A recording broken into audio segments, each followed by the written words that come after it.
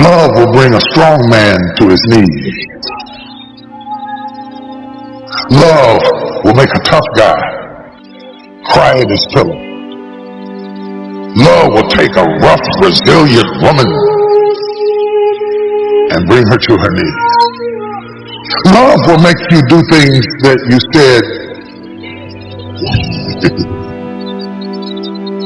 you would never do. Love will make you take things that you thought you would never take. Love will make you ignore things that you thought you would never ignore, because love has a way of surviving pain. You've been given oil for one purpose: to keep your light burning, to keep yourself healthy, whole, and strong. If your fire goes out, you can't help all those others. If you're living depleted, drained, running on empty, you're not shining like you could. You're making it, but what could you be if you got back in balance? How much brighter, further, longer, happier could you be if you did like Jesus, on an irregular basis, took time to get refreshed, to be replenished? I'm not saying to live selfishly. I'm not saying to not work hard. I'm saying take care of your temple, physically, spiritually, and emotionally. You're not invincible. People may think you're Superman because you're so strong, so gifted. You're always up. But like all of us, you're human. You need to be refreshed. I look back at myself sometime and I think, what advice? What would I tell that young guy in college who was on the verge of flunking out of that very same college? What would I tell myself? Well, I'd tell myself about forgiveness. I'd remind myself, I would teach myself to forgive a lot quicker, including myself. I held myself to my own pain for a long time because I kept rehashing those failures over and over and over again. And rehashing those failures, it prevented me from moving forward. So I would tell that 20-year-old guy back then, be a little bit more forgiving of yourself and a whole lot more forgiving of other people. So remember that Lord's Prayer that your mama taught you. Forgive us our trespasses as we forgive those who trespass against us. It would have made my way a lot easier. I would also tell myself to slow down a little bit. Don't go so fast. What you rushing for? Life is coming. I think this idea of loving yourself as a cultural obsession has no basis in reality. Here's the challenge. When you're born, what do you got to do to be loved? Nothing. If your mother's on drugs, natural drugs, oxytocin, so you look like a lizard and she thinks you're beautiful. You know, you're fat, you shit all over, you throw up, and you're still beautiful, right? For a while, you're unconditionally loved. And thank God, we wouldn't have survived otherwise. You know, I love women so much. I have so much respect for women, and even more so going through birth again. No man will ever fully appreciate what a woman does or what a baby demands of a mother if you're breastfeeding and the energy and the whole sleep. I mean, it's amazing what women do in our life. But the point is, in the beginning, you gotta do nothing. And then the oxytocin wears off, and suddenly you do the same, scream or yell, throw your food, and now you get yelled at or hit, or the worst one of all, you get ignored. And then fear enters your body. And then the rest of your life, you're looking for, how can I get this unconditional love? And I remember in the beginning asking myself, because I studied all animals and what the level of dependency they have. And you know, human beings have the longest period of dependency for survival of any creature other than other primates. Whales will be dependent for a year, birds for a few weeks, and boom, get your ass out there and fly. You know, it's a different world. We have this long dependency. It's just the nature of how we are. And I thought to myself, so why don't we just have unconditional love all the time? And I think my answer is because then you never grow or give anything to life. You think everything is about you. And unfortunately, there are a large population of kids that were raised in a generation of parents that were helicopter parents that thought everything should be about the child, and they wonder why they're selfish today. Or why they, don't seem to have great relationships where you got to be with somebody else, you got to put somebody else ahead of you. That's what love is. Love is putting somebody else ahead of yourself. Loving yourself usually comes for most human beings by starting to have a value and just appreciating people not because of what they do, not because of what they have, just because you feel their essence. And it's easier to do that with somebody you love than it's with yourself, but when you start to with somebody else and you're not judging, you're truly loving them, then it's much more natural because you're already doing the loving. You're not getting it from somewhere else. Someone may say something, look at you a certain way as a trigger, but all love is self-love. Because bullshit, I don't love myself. If you've ever been someone who felt loved, you loved yourself. They didn't love you. They said something, they did something with their eyes, and you used that as a trigger to release love inside of you. But loving yourself every moment, all the time, is not the secret to success. having appreciation for yourself is different than constantly loving. Now, in the Bible, it says, love thy neighbor as thyself. So I think it's a worthy goal and it's useful. But most people are obsessed with it. And I think, get on about living a life that's meaningful and you'll love yourself. As long as you focus on you, you're not going to love you. Because the human brain is always looking for what's wrong, what to protect, what needs to be changed. It's a survival instinct. And so it's looking for things to fight or flight or try to freeze or pretend you're not there about yourself. But when you're a bit of service, when you're trying to serve something more than yourself, that's when the higher part of your consciousness is there. That's when your heart is flowing. And when you're doing that, you're not thinking about you, and therefore you feel love. And I can tell you my own experience, I don't have to, no one else has to earn love with me, but my strategy has been I got to earn my own love, right? I got to be worthy of my own love. I don't do that to somebody else. How do you do that? Well, by helping millions of people for 44 years, now I'm finally at the stage where, oh yeah, I fucking love myself. I'm out there. Right. I enjoy myself. I appreciate it.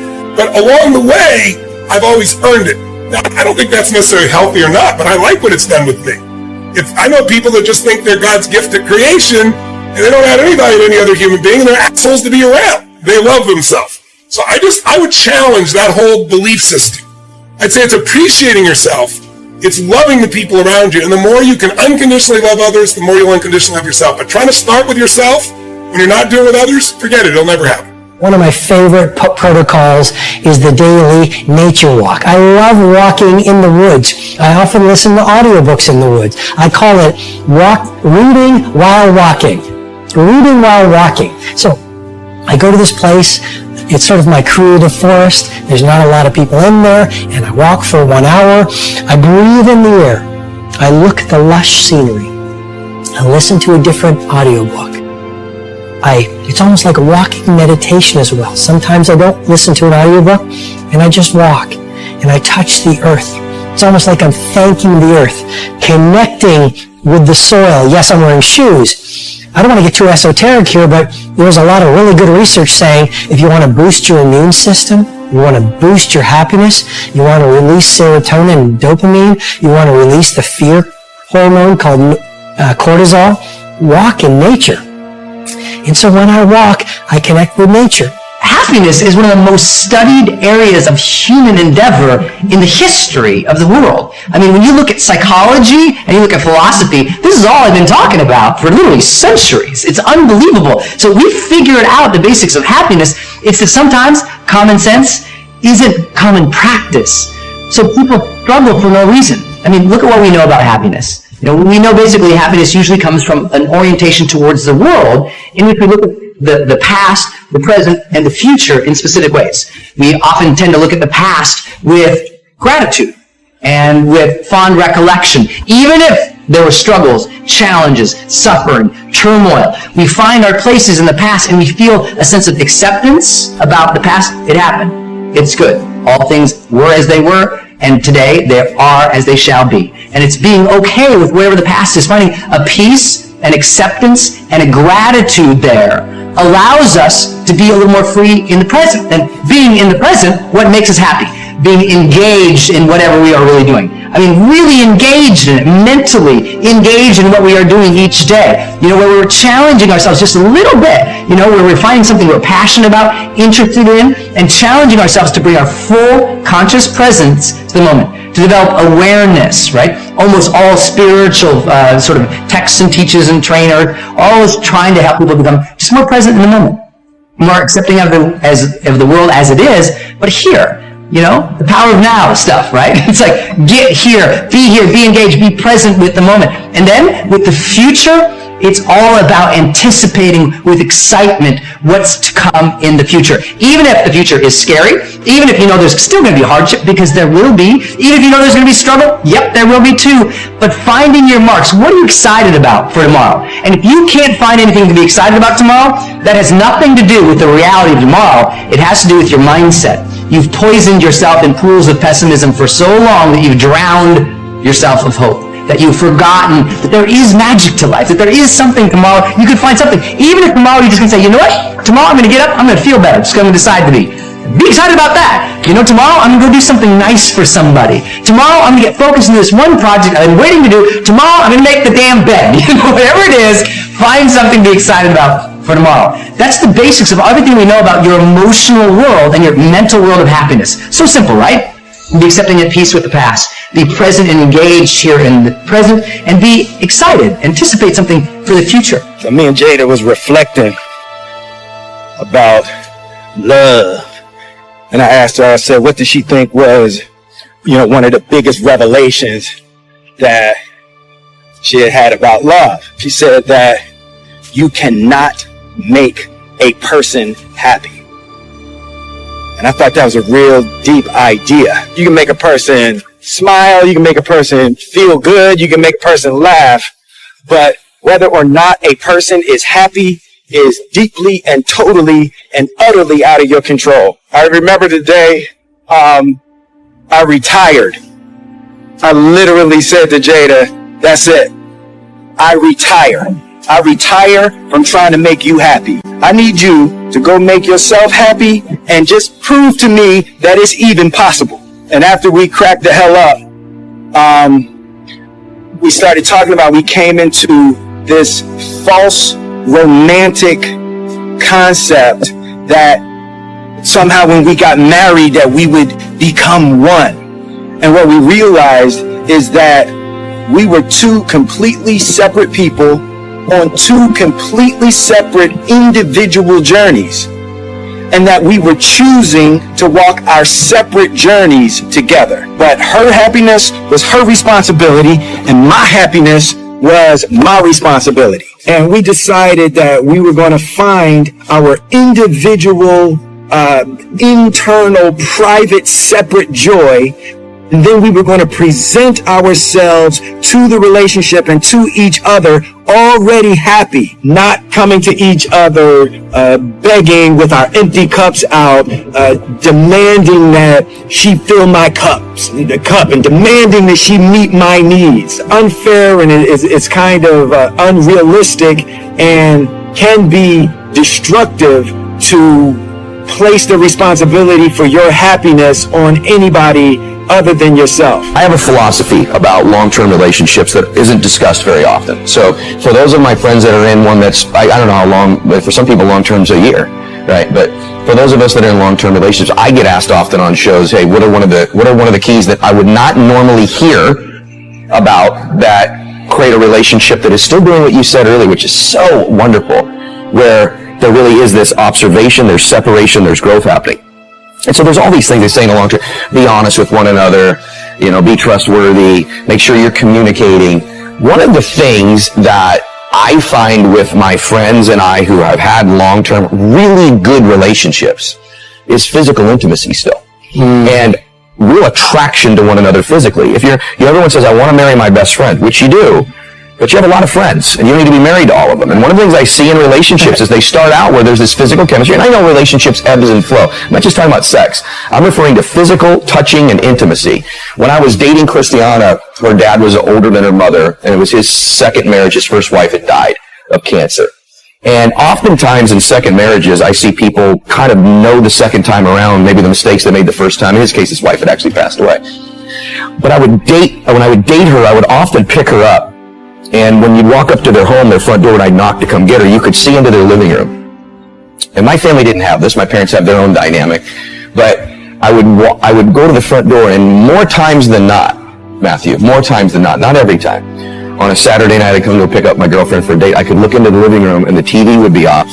I get emotional because he's passed away, but they'd be slow dancing. Wow. And at an advanced age. Wow. They just slow dance in the living room together. Now, I don't know if that led to more than that in the bedroom afterwards, but they had real physical intimacy. They weren't just friends. They were lovers in every sense. Physical lovers. That doesn't always necessarily mean, but people ask me, what's one of the keys to a relationship? Physical intimacy. It's a box you better be checking. There's got to be that touching and that physical attraction to have a passionate relationship. And I reached a point senior year when my adjustment felt like me. I had actually convinced myself that I was this person and she, me. Pretty, talented, but not stuck up. A girl who laughed a lot at every stupid thing every boy said, and who lowered her eyes at the right moment and deferred, who learned to defer when the boys took over the conversation. I really remember this so clearly. And I could tell it was working. I was much less annoying to the guys than I had been. They liked me better, and I liked that. This was conscious, but it was at the same time motivated and fully felt. This was real acting. I got to Vassar, which 43 years ago was a single-sex institution, like all the colleges in what they called the Seven Sisters, the female Ivy League. And I made some very quick but lifelong and challenging friends. And with their help, outside of any competition for boys, my brain woke up.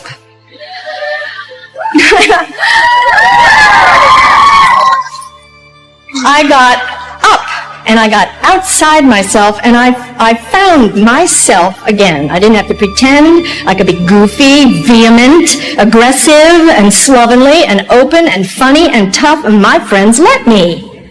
I didn't wash my hair for 3 weeks once. They accepted me like the Velveteen Rabbit. I became real instead of an imaginary stuff.